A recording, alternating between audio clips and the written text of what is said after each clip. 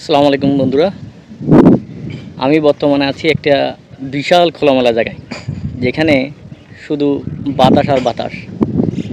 তো বর্তমানে এমন একটি জায়গায় আমি আসছি, সেই জায়গাটার নাম হলো দীঘিনালা উপজেলা কবাখালী।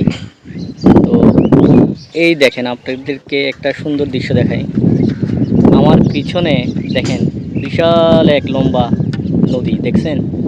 এই নদীটির নাম হলো মাইনী নদী। আর এই নদীটিতে বিশেষ করে যখন একটু করে পানি উঠে আর কি, বর্ষা হয়, তখন কিন্তু প্রচুর মাছ ধরে মানুষে। হাজার হাজার মানুষ দেখেন এই পাড়ের মধ্যে এসে মাছ ধরে। এখন বর্তমানে পানি নাই, আর যখন পানি বেশি হয় আর কি, তখন প্রচুর মাছ আসে। যেমন বিশেষ করে মনে করেন যে আমার বাড়ির লোকজন, ওরা কিন্তু প্রচুর মাছ ধরে এখান থেকে, ঠিক আছে। দেখেন কত বড় একটা নদী, আর দেখার মতো একটা দৃশ্য দেখছেন, অসাধারণ।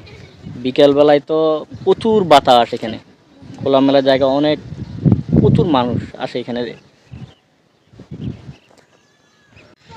এত সুন্দর একটা দৃশ্য আসলে কিভাবে উপভোগ করব বুঝতে পারতেছি না।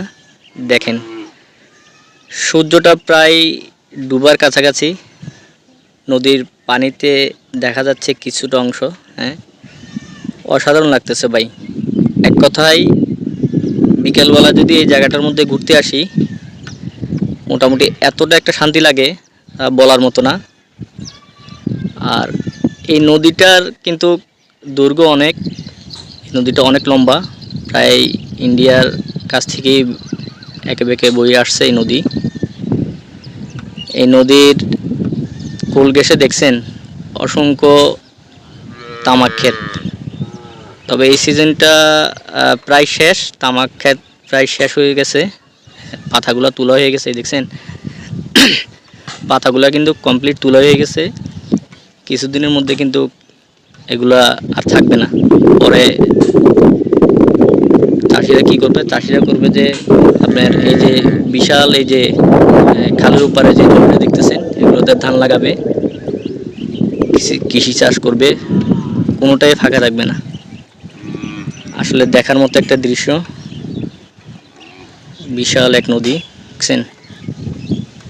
গরুর বাছুরটা দেখেন কিভাবে সাঁতার কেটে আসতেছে, দেখছেন, দারুণ লাগতেছে। কিছুক্ষণের মধ্যে সূর্য কিন্তু ডুবে যাবে।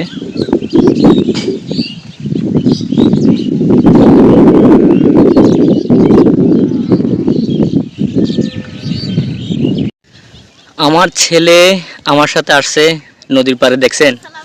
সিয়াম, কি অবস্থা সিয়াম?